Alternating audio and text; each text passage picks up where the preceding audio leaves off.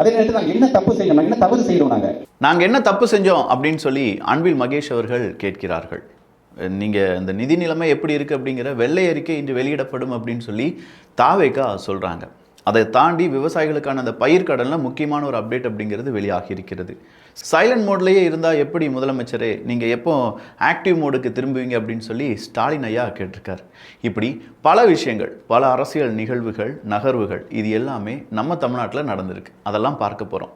இது தமிழ் பொக்கிஷம் வழங்கும் ஆழமான அரசியல் சதுரங்கம்.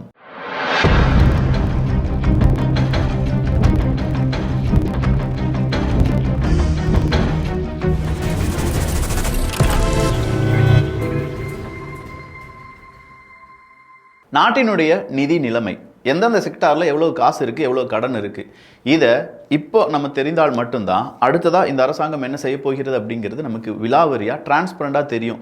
அதுக்காக எல்லாருமே சொல்கிற மாதிரி ஒரு வெள்ளை அறிக்கை வெளியிட்ட வேண்டியதானே அப்படிங்கிறது தான்.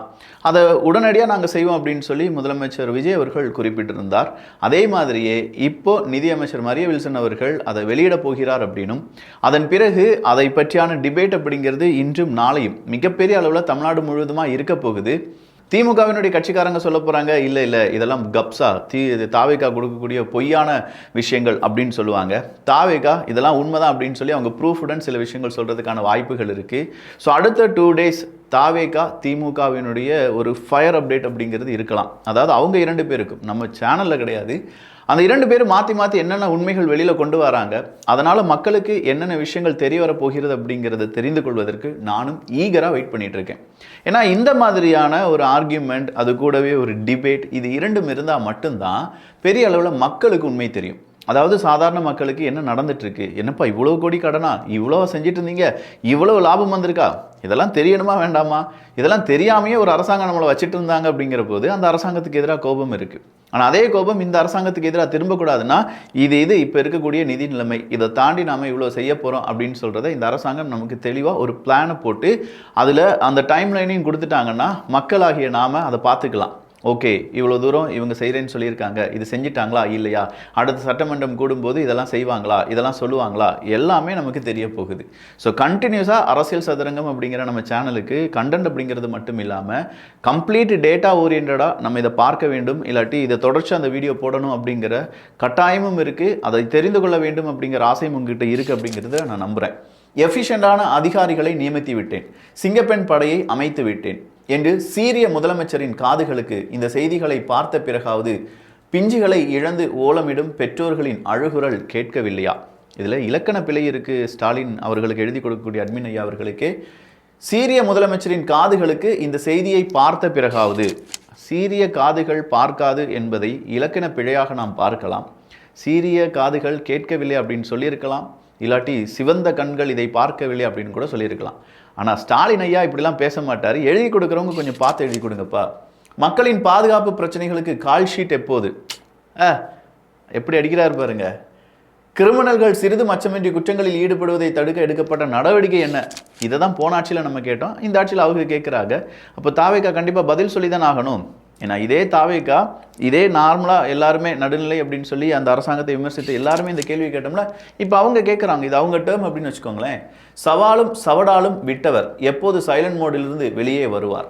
மக்களின் உயிரும் குழந்தைகளின் பாதுகாப்பும் கேள்விக்குறியாகியுள்ள நிலையிலும் நான் 6 மாதம் எதுவும் கேட்கக்கூடாது என்று நினைக்கிறீர்களா? அவர் அடுத்ததாக அந்த அந்த அந்த எந்திரன் 2.0 மோடு, சிட்டி மோடுக்கு திரும்புகிறார். டான் டான் டான். அதுக்கு கீழே ஒரு வார்த்தை இருக்குது பாருங்கள், இல்லை திராவிட முன்னேற்ற கழகத்தின் பெரும் போராட்டத்தை எதிர்பார்க்கிறீர்களா?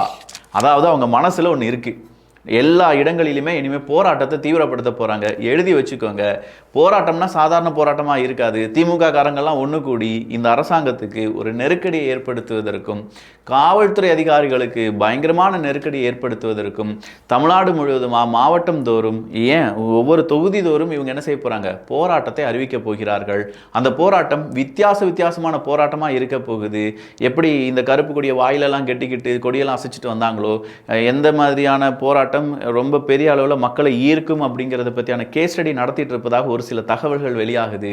அந்த தகவல் உண்மையாகும் பட்சத்தில் ஜென்சி பசங்களையும் வச்சு பொண்ணுங்களையும் வச்சு ஒரு போராட்டத்தை முன்னெடுத்து அந்த போராட்டத்துக்கு நாங்களும் பின்னாடி நிற்கிறோம்ப்பா, பாருங்க ஒரு பெரிய மக்கள் எழுச்சி வந்துருச்சு அப்படின்னு சொல்லி மக்கள் முன்னாடி அதை பெரிய ஒரு பத்திரிகை செய்தியாக மாற்றி அந்த பத்திரிகை செய்திக்குள்ள இந்த மாதிரியான பெண்கள் குழந்தைகளுக்கான பாதுகாப்பு சரியில்லை அப்படின்னு சொல்லக்கூடிய அந்த செய்தியை மிக்ஸ் பண்ணி ஓவராலாக திமுகவினுடைய இக்கோசிஸ்டம் ஒரு பக்கா பிளானை போட்டுட்டு இருக்காங்க.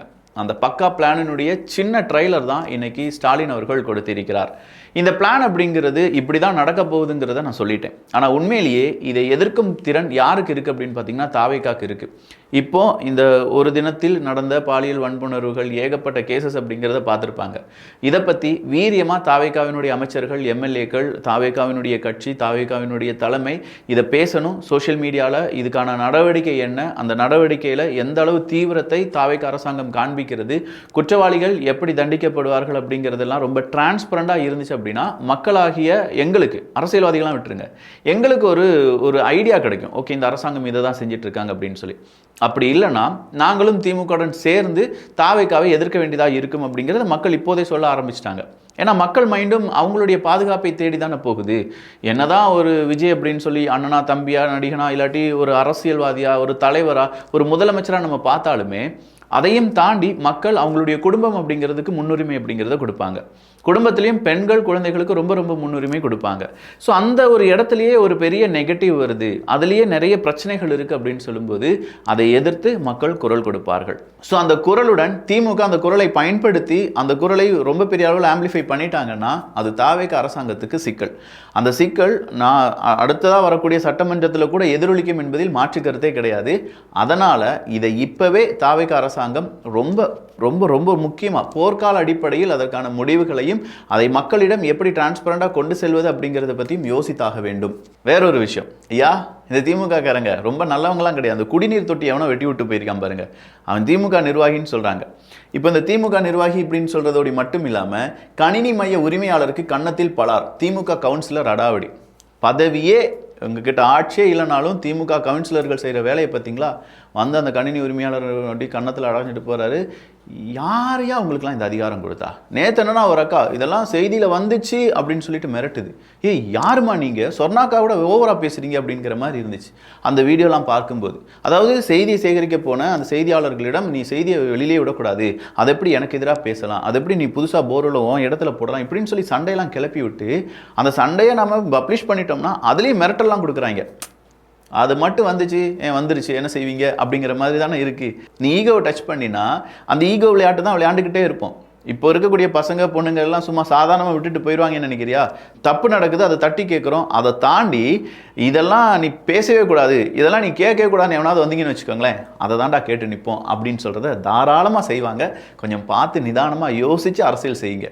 எதிர்க்கட்சியாக இருக்கும்போது நீங்கள் அரசியல் செய்து தான் ஆக வேண்டும். ஆனால் அதே நேரத்தில் மக்களுக்கு எதிரான அரசியலையும் நாங்கள் எதிர்க்கட்சிகள் தான் செய்வோம் அப்படின்னு சொன்னால் மக்கள் மறுபடியும் உங்களுக்கு சரியான பாடத்தை புகட்டிக் கொள்வார்கள். சரி, இதுக்கெல்லாம் இடம் கொடுப்பது யார் அப்படின்னு பார்த்தீங்கன்னா தாவேக்காவினுடைய அரசாங்கம் தானே, தாவேக்காவினுடைய காவல்துறை அதிகாரிகள் தானே. எங்க இப்படி ஒருத்தவங்க பேசுகிறாங்க, தவறான இன்ஃபர்மேஷனை பகிர்கிறார்கள். அந்த தவறான இன்ஃபர்மேஷன் அப்படிங்கிறத விட அங்கே இருக்கக்கூடிய மக்களுக்கு அது பெரும் தலைவலியாக மாறுது. அவங்களுக்கு எதிராக சட்டப்படியான நடவடிக்கையை கொஞ்சம் ஸ்பீடப் பண்ணியிருந்தீங்கன்னா கண்டிப்பாக பேசியிருக்க மாட்டாங்க. அடுத்ததா, கட்சி உத்தரவை மீறி பேனர் வைப்பவர்களை கட்சி விட்டு நீக்குவீர்களா? என்ன தாவேக்கா இப்படி பண்ணுறீங்க? பேனர் வச்சு பேனர் கலாச்சாரமே இருக்கக்கூடாது அப்படின்னு சொல்லி குரல் கொடுத்த மக்களில் நானும் ஒருத்தன். அதிமுக சுபஸ்ரீ அவர்களுடைய இறப்புலேருந்து நானும் இதை படிப்படியாக திமுக காரங்கிட்ட சொல்லி மாச்சலே வந்துருச்சு எங்களுக்கெல்லாம். திமுக காரங்க என்ன செய்வான், ரோட்டுக்குள்ளே வந்துட்டு ட்ரில் போடுற மிஷினை வச்சு ட்ரில் போட்டு அங்கே ஒரு இரும்பு கம்பியை வச்சு குத்திட்டு அங்கே திமுக கொடியை கட்டி விட்டு போயிட்டே இருப்பாங்க. ஏன்னா எதுவுமே கேட்க முடியாது. நம்ம ஏதாவது கேட்டோன்னா என்னையா எங்களை கேட்குறியா அப்படின்னு சொல்லி வந்துடுவாங்க. சரி, இன்னும் அடுத்தபட்சமாக என்ன ஆகும் அப்படின்னா, இந்த இரும்பு கம்பியை மேலே தூக்கும்போது லைன் கம்பி பட்டு 2 பேர் இறந்துட்டாங்க அப்படிங்கிற பல செய்திகள் வந்தாலும் அதுக்கெல்லாம் அஞ்ச மாட்டோம்யா, இதெல்லாம் தாத்தா காலத்து திமுகன்னு சொல்லிட்டு போயிட்டே இருப்பாங்க.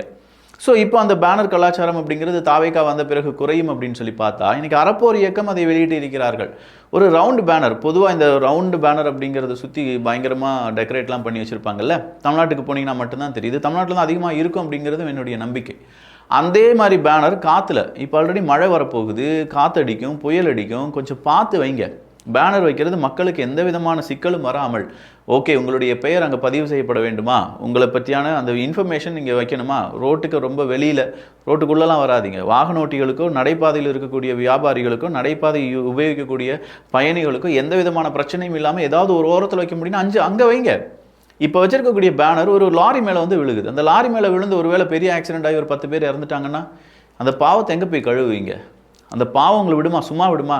இந்த பேனர் கலாச்சாரத்துக்கு எண்டு கார்டை போடுங்க. அப்படிலாம் வைக்கிற பேனரை கொஞ்சம் தள்ளி மக்களுக்கும் எங்களுடைய பொது சொத்துக்கும் எந்த சேதாரமும் இல்லாமல் அதுக்கு தகுந்த மாதிரியான இடங்களை தேர்வு செய்து வையுங்கள் அப்படிங்கிறது தான் எங்களுடைய கருத்து. இதை மீறி நாங்கள்லாம் தாவேக்காடா எங்களெல்லாம் எதிர்த்து பேச முடியுமானா பேசுவோம். ஏன்? கண்டிப்பாக பேசுவோம். இந்த மாதிரியான லொத்த வேலைக்கெல்லாம் நாங்கள் பேசிக்கிட்டே தான் இருப்போம். பேனர் வைக்கக்கூடாது. மக்களுக்கு வாகன ஓட்டிகளுக்கு இடைஞ்சல் தரக்கூடிய எந்த செயலும் எந்த அரசாங்கமும் எந்த அரசாங்கத்தை சார்ந்த நிர்வாகிகளும் செய்வதை நாங்கள் வன்மையாக கண்டிக்கிறோம். அதில் எந்த விதமான துளியும் தயவுதாட்சணெல்லாம் கிடையாது. இதை தாவேக்கா என்ன செய்ய போறீங்க? இப்போ பேனர் வச்சுட்டாங்க, உங்களுக்கு உங்கள் அனுமதியே இல்லாமல் அவங்க பேனர் வச்சுட்டாங்கன்னு சொல்ல போறீங்களா, இல்லை கட்சி விட்டு தூக்க போறீங்களா? 1-2 பேரை கட்சி விட்டுலாம் தூக்குனா தான் ஓகே இது மாதிரி பேனர் வைக்கக்கூடாது, சேஃபான இடத்துல மட்டும் பேனர் வைக்கணும், இல்லை வேறு ஏதாவது அடுத்த லெவலுக்கு போங்க, டிஜிட்டல் அட்வர்டைஸ்மெண்ட் போங்க.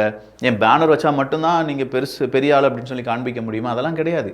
இப்போ அதை தாண்டி மெட்டா அட்வர்டைஸ்மெண்ட்ஸ் இருக்குது, கூகுள் அட்வர்டைஸ்மெண்ட்ஸ் இருக்குது, அது இல்லாமல் ஏகப்பட்ட மொபைல் அட்வர்டைஸ்மெண்ட்ஸ் தனியாக இருக்குது, அதுவும் இல்லாமல் டிஜிட்டல் பேனர்ஸ் டிஜிட்டல் அட்வர்டைஸ்மெண்ட்ஸ் அப்படிங்கிறது நிறைய இருக்குது. இதில் ஏதாவது ஒன்று வச்சு உங்கள் கட்சியை வளருங்கள், உங்களுடைய பொசிஷனை நீங்கள் அங்கே தக்க வைத்துக் கொள்ளுங்கள். அதை தாண்டி மக்களுக்கு இடையூறு செய்யாதீங்கப்பா. மேயர் பிரியா அக்கா வந்துட்டாங்க மறுபடியும். 6 மாதம் டைம் வேணும்னு கேட்குறாங்க. அந்த 6 மாதத்தில் வீட்டில் கரண்ட் தண்ணி இல்லாமல் இருக்கணுமா? எம்மா நல்லா பேசுறியம்மா. அதுக்கு கீழே ஒருத்தவங்க கேட்டிருக்காங்க, இந்த அம்மா சென்னை மேயரா இல்லை திமுக புரோக்கரா அப்படின்னு சொல்லி கேட்டிருக்காங்க. இல்லை புரோட்டோகால் சென்னை மேயர் பதவியின் மதிப்பு அதிகாரம் புரியாமல் ஏதோ இந்த அம்மாவுக்கு சென்னைக்கும் சம்பந்தமே இல்லாத மாதிரி பேசிக்கிட்டு இருக்கு. உண்மைதானே? அது வந்து சென்னை மேயரா இல்லை திமுகவினுடைய புரோக்கரான்னு கேட்குறாங்க. திமுகக்காகவே பேசுகிறேன்னா சென்னை மக்களுக்காக என்னைக்கு என்ன உழைக்க போகிறீங்க நீங்கள்? அப்படி உழைச்சி அந்த மக்களுக்கு நீங்கள் என்ன நல்லது செய்ய போகிறீங்க? எங்கள் ஆட்சி பதவியில் இல்லையா, அதனால் நாங்கள் செய்ய மாட்டோம் அப்படின்னு சொன்னால் இதே மாதிரி தானே எல்லா மேயரும் இருப்பாங்க. திமுக ஆதரவு மேயர்கள், துணை மேயர்கள் ஸ்டாலின் அவர்களுடைய புகைப்படத்தை வைத்தால் தான் நான் உட்காருவேன், இல்லாட்டி கீழே தான் உட்காருவேன்னு சொன்னால் அப்படிப்பட்ட மேயரை சூஸ் பண்ணி வச்சுருக்கோமே அப்படிங்கிறது தான். கவுன்சிலர்களுடைய தேர்தலாம் வருது பார்த்தீங்களா? மக்களாகிய நாம தான் சிந்திக்கணும். இந்த மாதிரி இது என்னதோ கொழுப்புன்னு சொல்லுவாங்க, பக்காவாக ஒரு வார்த்தையும் சொல்லி ஒரு கொழுப்புன்னு சொல்லுவாங்க. அந்த கொழுப்பு கூடிச்சுன்னா இப்படி தான் யோசிக்குமா? அது என்னமோ உண்மைதான். சென்னர் மேயர் பதவி அங்கு காலமாக வாழும் மக்களின் கையில் நீங்கள் கொடுத்திருக்கீங்க. அவர்களது நஷ்டம் கஷ்டம் தெரிந்திருக்கும், மக்களின் வேதனை உணர்ந்து பேசுவாங்க. அதை விட்டுட்டு திமுக சொம்புகளை மேயர் பாதையில் உட்கார வைத்தால் இந்த மாதிரியான திமிர் பேச்சுக்களை தான் கேட்டாகணும். ஏதோ இவளுக்கும் மின்வெட்டுக்கும் சம்பந்தமே இல்லாத மாதிரி பேசிட்டு இருக்காங்க பாருங்க அப்படின்னு சொல்லிட்டு அதன் பிறகு அவங்களுடைய விரக்திங்கிறது தான் வெளியாகுது. உங்களை தப்பாக பேசணும் அப்படிங்கிறது இந்த ட்வீட் போட்டவருடைய மனசில் இல்லை. பட் அதை தாண்டி எங்களுக்காக உங்களை நாங்கள் தேர்ந்தெடுத்தோம், ஆனால் எங்களுக்காக நீங்கள் பேசாமல் உங்கள் கட்சிக்காக பேசிகிட்டு இருக்கீங்களே, உங்கள் கட்சியினுடைய ஆட்களுக்காக பேசிகிட்டு இருக்கீங்களே அப்படிங்கிற அந்த விரக்தி இருக்குது பார்த்தீங்களா? அந்த விரக்தி அவர் அப்படி பேச வச்சிருச்சு. வேறு எதுவும் தப்பாக நினச்சிக்கிடாதீங்க. சொல்கிறதெல்லாம் சொல்லிவிட்டு விரக்தின்னு சொல்லி முடிச்சிட்டே விக்கி, அதான் உங்கள் மைண்டு வாய்ஸ். இல்லைங்க, நான் அப்படிலாம் எதுவும் நினைக்கலப்பா. நல்லதை பகிர்ந்து நல்ல சமுதாயத்தை உருவாக்குவோம். நன்றி, வணக்கம்.